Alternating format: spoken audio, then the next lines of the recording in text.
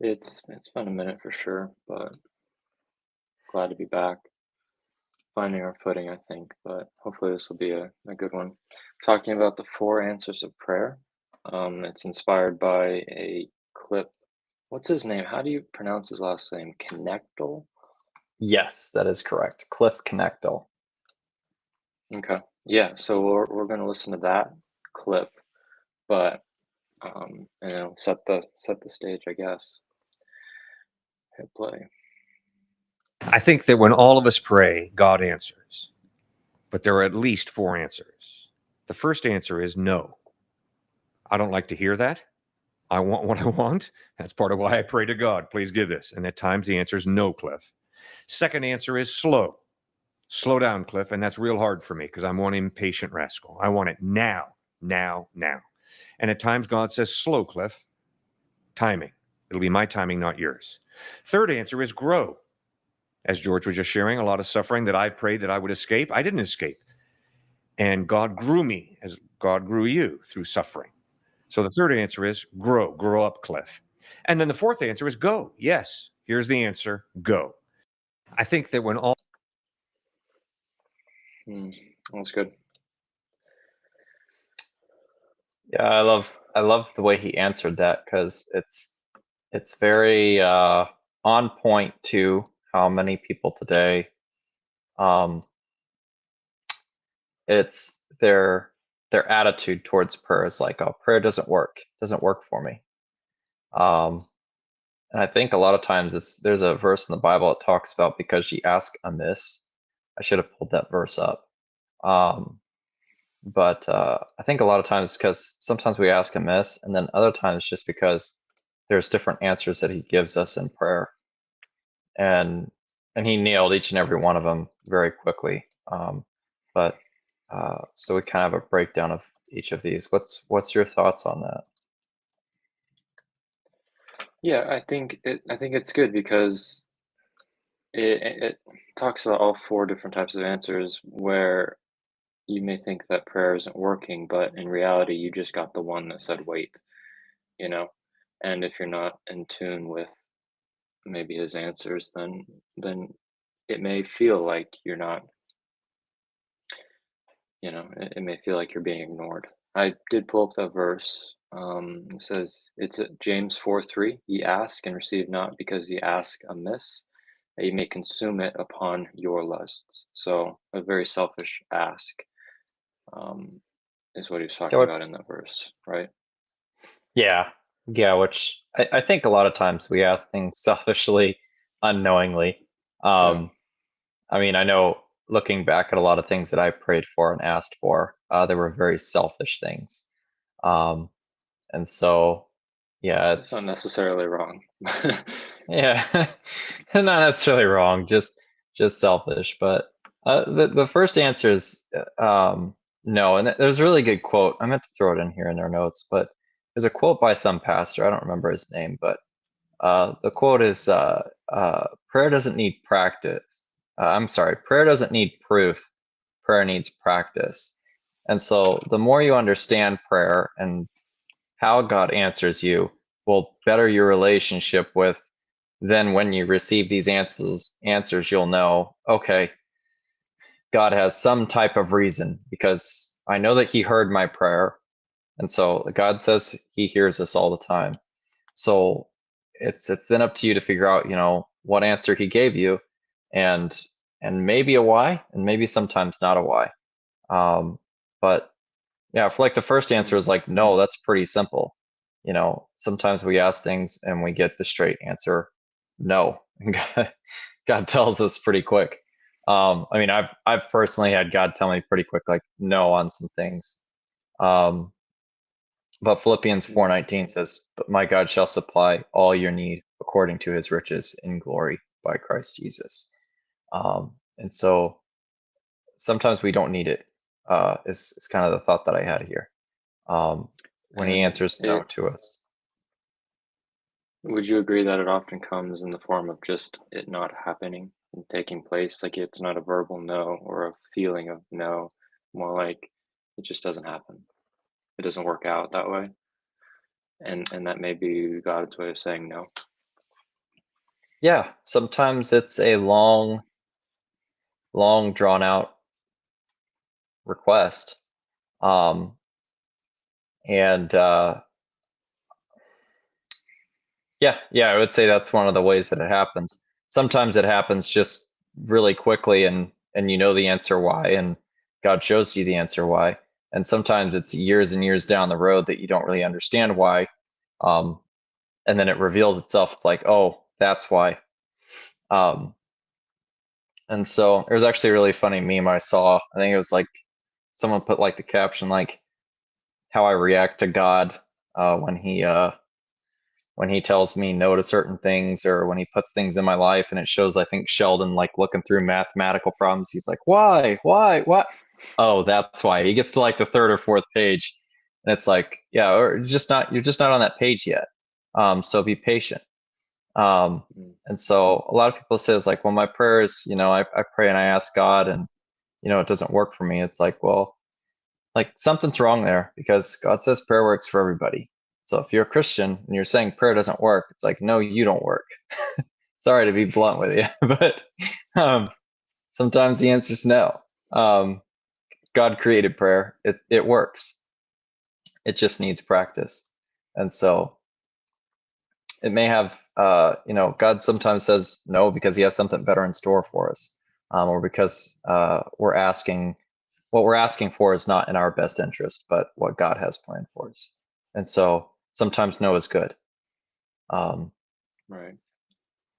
But a good example of that is Paul in the Bible. He prayed earnestly for a removal of a thorn in the flesh. And Cliff Connect actually talks about that very briefly. But in 2 Corinthians, he said unto me, my grace is sufficient for thee, for my strength is made perfect in weakness. And so God's answer was no, but he provided Paul with grace to endure the hardship he was going through. And so this shows that sometimes God's refusal is for our greater purpose. And so. Right. Yeah. It's like life can only be looked at in reverse, or something like that, to where like it's not going to make sense now, but looking back, all the pieces will connect. And it's not even like it's just something.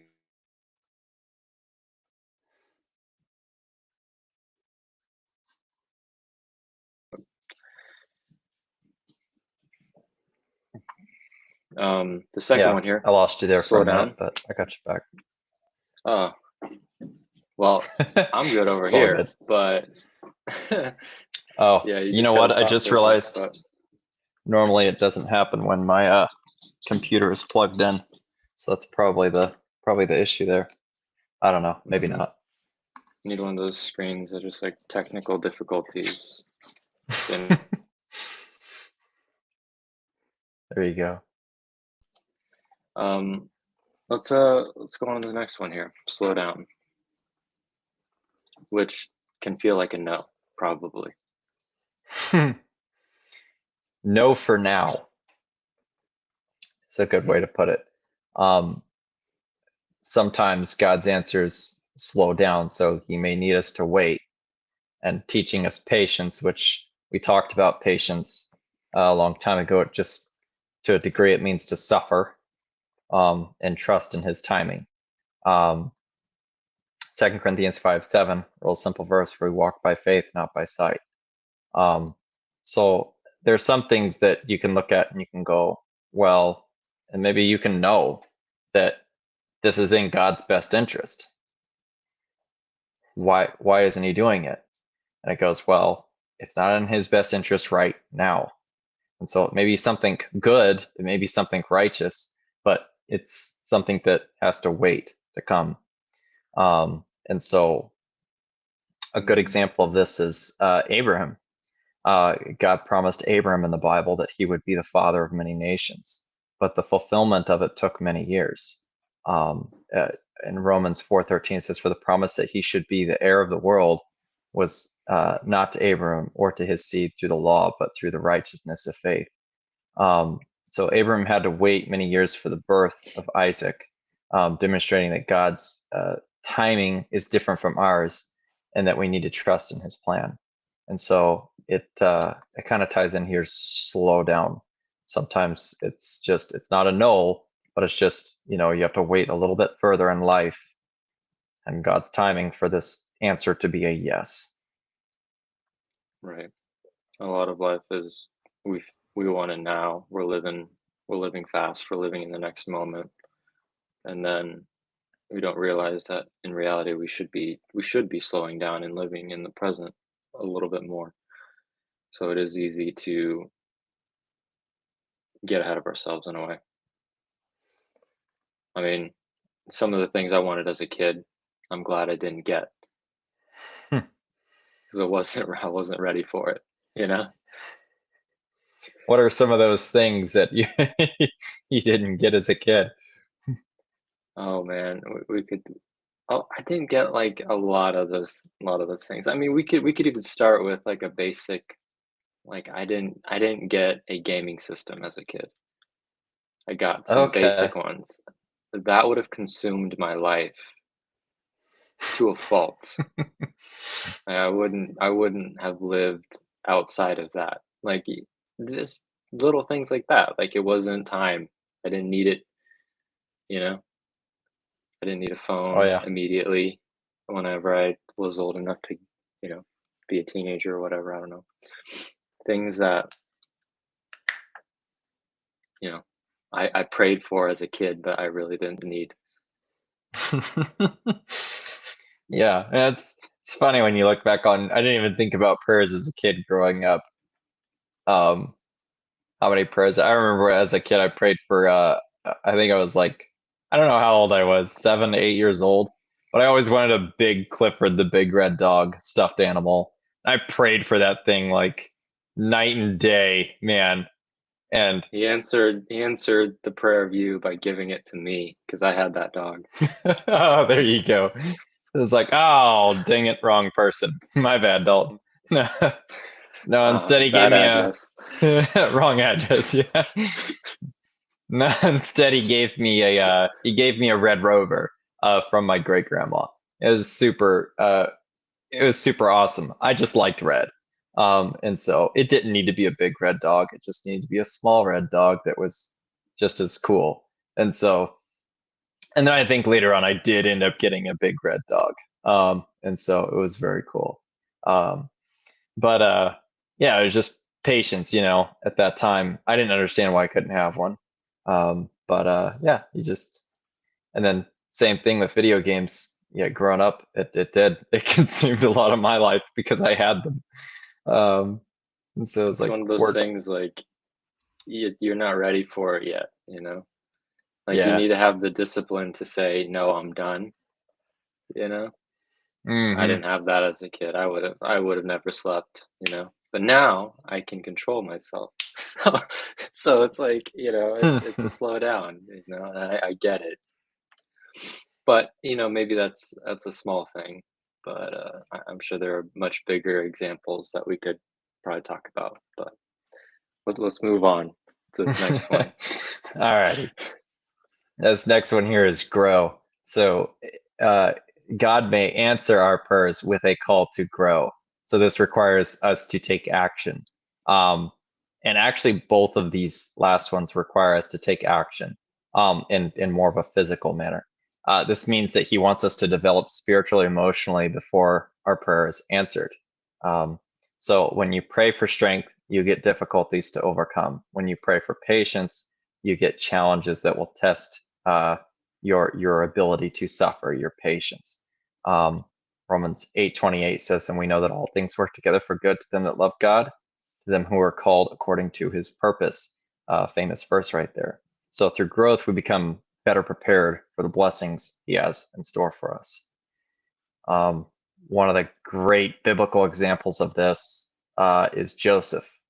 He faced numerous hardships, including being sold into slavery, imprisoned. But these experiences, while they may have been very harsh, were part of God's plan to prepare him for leadership. So in Genesis chapter 50, verse 20, it says, but as for you, ye thought evil against me, but God meant it unto good to bring to pass as it is this day to save much people alive. And this is a really hard one sometimes in the moment to grasp, because in the moment we want justice, we want righteousness to be served to people that have inflicted wrong on us, when God may be using that moment of suffering or of I'll just put tyranny, to help us to grow. And so Joseph's journey was filled with trials that helped him grow in character and faith.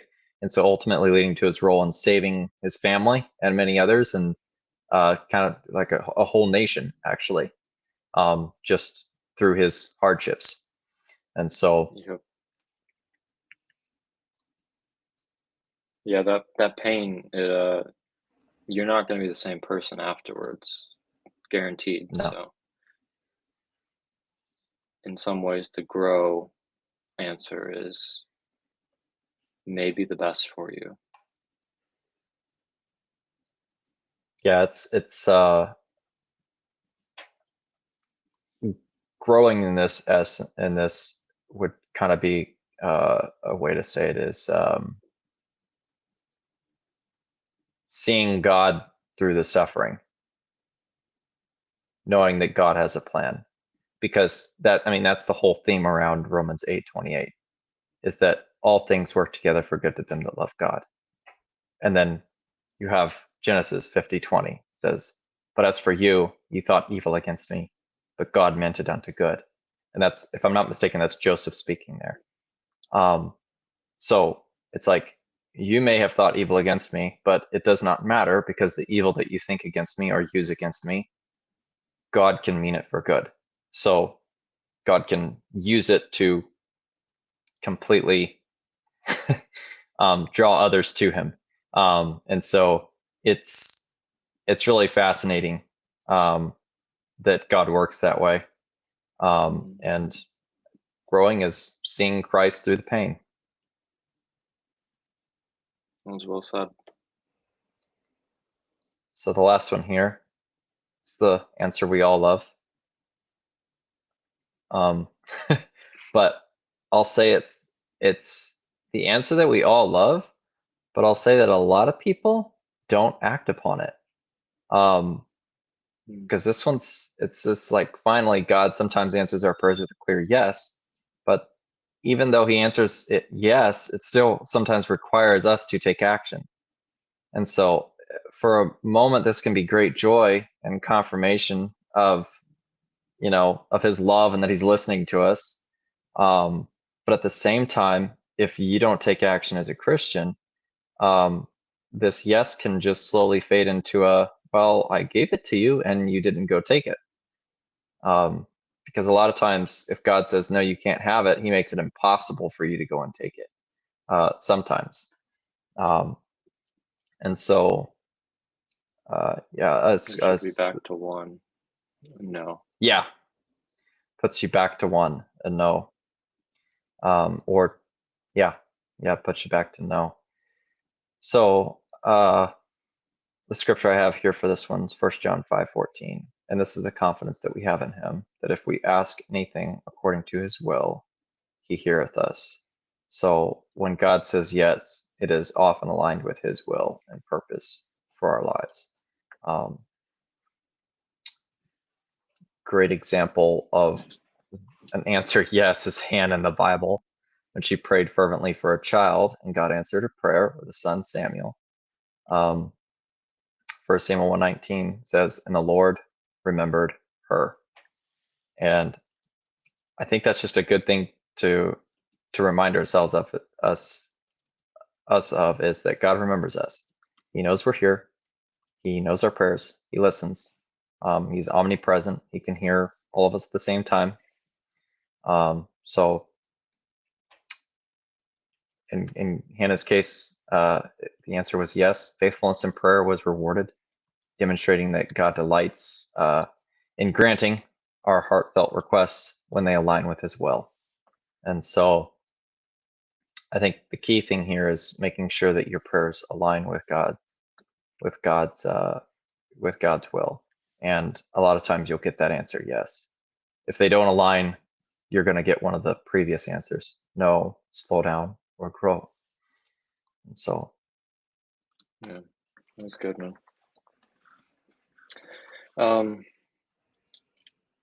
Yeah, I think. Do you have anything else to add to that, or? no, I think that's about it. Yeah, I like doing this one. I enjoy doing this one. So I think it was only 10 minutes, so that's a win. Oh, Shorter perfect. There we the go. videos, the better. And it seems like it. YouTube likes that more. I'm not sure. We'll see. Yeah. But I don't know. I enjoyed it nonetheless. But anyways, we'll catch y'all next week. Thanks for joining in.